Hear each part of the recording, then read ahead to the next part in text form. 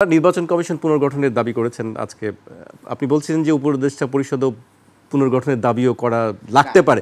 সেখানে আপনি বলছেন, আরেকটা আমি শেষ করিনি, আপনি বলছেন যে বেশিরভাগ মানুষ মানে যারা নিয়োগপ্রাপ্ত হয়েছেন বিএনপি সমমনা, সেক্ষেত্রে কি আপনারা পুনর্গঠনের দাবি জানাবেন উপদেষ্টা পরিষদ? না, এখানে আমরা যে বিষয়টি বলেছি যে দেখেন, আজকে বিএনপির পক্ষ থেকে তারা বলছে যে এই দুইজন শিক্ষার্থী উপদেষ্টা মানে যারা আন্দোলনের লেজিটিমেসির জায়গা থেকে অংশগ্রহণ করছেন সেই জায়গা থেকে তারা এনসিপির সাথে রিলেটেড, তাহলে তারা পদত্যাগ করুক। কিংবা হচ্ছে আপনি দেখবেন যে গণ অধিকার পরিষদ কিংবা হচ্ছে জামাত বা অন্যান্য দলগুলো কিন্তু তারা বলছে, এমনকি নাগরিক ঐক্য তারা বলছে জাতীয় সরকার হোক।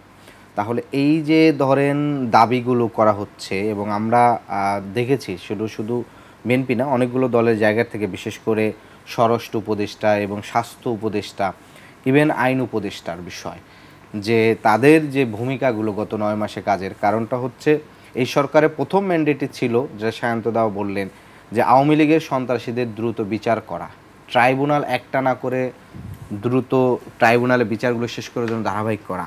কিন্তু আমরা দেখছি কি যে আওয়ামী লীগের এক একজন আটক হচ্ছেন, জামিনে পার পেয়ে যাচ্ছেন। কিংবা হচ্ছে তাহলে এই যে পুরো প্রক্রিয়ায় পুরো আইন অঙ্গনের যে পুরো যে সেটআপটা, এই সেটআপটা তো একজনের হাত ধরে এবং পুরো একটা দলীয় ফোরামের হাত ধরে। তাহলে এই যে যারা আওয়ামী লীগের কোনো ধরনের সহজে জামিনে বের হয়ে যাচ্ছেন কিংবা যারা আটক হচ্ছেন না, এই দায়ভারও কিন্তু তাহলে ওই আইন মন্ত্রণালয়কে কিন্তু দায়ভার বহন করতে হবে।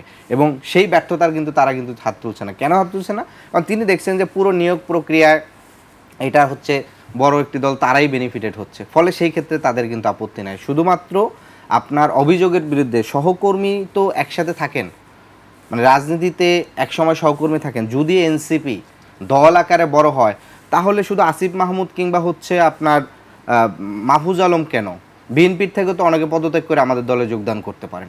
আর যদি রাজনৈতিক আকারে যদি আমরা ব্যর্থ হই, তাহলে সেখানে তো মানে আসিফ মাহমুদরা আসবেন কেন, আমাদের দল থেকে অনেকে তখন চলে যেতে।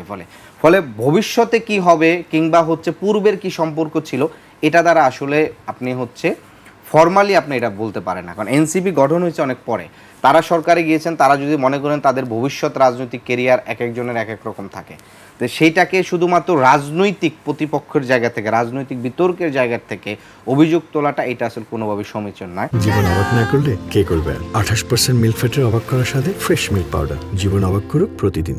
একটা গুরুত্বপূর্ণ বিষয় যদি আপনার প্রশ্নের সাথে রিলেটেড, তারপরও বলি যে এই যে গত 1.5 মাস ধরে বিএনপির সিনিয়র নেতৃবৃন্দদের বক্তব্য, আচরণ এবং অন্য প্রতিপক্ষকে তার ট্রিট করার যে নমুনাগুলো দেখা গেছে, এটা সুস্পষ্টভাবে দেখা গেছে যে আমাদের পূর্বের যে রাজনৈতিক যে কালচার, শক্তি প্রয়োগ করা, বল প্রয়োগ করা এবং সন্ত্রাসের পথের দিকে আগানো, এটা কিন্তু সুস্পষ্টভাবে দেখা গেছে। আপনি দেখবেন যে কিশোরগঞ্জে মানে যখনই তা বিএনপির সিনিয়র নেতৃত্বরা বক্তব্য দেওয়া শুরু করলো, কিশোরগঞ্জের একটা উপজেলা পর্যায়ে বক্তব্য দিল কি যে এনসিপি, লীগ, জামাত একটা ধর জবাই কর।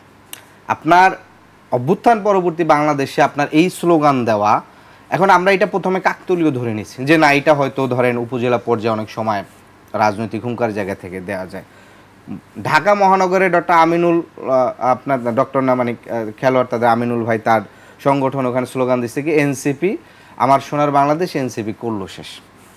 আপনার হচ্ছে গতকালকে দুদুভাই যে বক্তব্য দিল কিংবা তার আগে মির্জা আব্বাস ভাই যে বক্তব্য দিল, তাহলে এই যে ক্ষমতায় আসার পূর্বেই তার যে শক্তি প্রয়োগ এবং আজকের গত 3-4 দিনের যে প্রক্রিয়া, আপনার হচ্ছে আপনি কালের কণ্ঠেই দেখবেন, যদিও কালের কণ্ঠ বিএনপিপন্থী পেশাজীবী সাংবাদিকের নিয়ন্ত্রিত প্রতিষ্ঠান চলতেছে, তাদের প্রতিষ্ঠানে আসছে যে নগর ভবনে গেট জোর করে তারা ঢুকতেছে, জিজ্ঞেস করছে কে আমাকে চিনোস, মানে রাজনীতিতে এই যে আমাকে চিনোস এটাকে ফিরিয়ে নিয়ে আসা। আপনি মৎস্য ভবনের সামনে হাইকোর্ট ঘেরাও করে আপনি হচ্ছে হাইকোর্টের রায় আপনার পক্ষে নিয়ে আসবেন, নগরবাসীকে আপনি অবরুদ্ধ করবেন, আপনি হচ্ছে নগর ভবনে কাউকে ঢুকতে দিবেন না। এই যে পুরো যে একটা অবরুদ্ধ করা, আমার লোক বেশি, ক্ষমতা বেশি, আমার টাকা বেশি, আমি লোক বেশি ভাড়া করতে পারি, আমি ক্ষমতা দেখাইতে পারি, ক্ষমতা না মানলে আমি হচ্ছে তাকে অপমানিত করব, তাকে হচ্ছে জুতার মালা পরাবো, এই যে শক্তি প্রদর্শন, এইটা আসলে নতুন বাংলাদেশের জন্য কোনো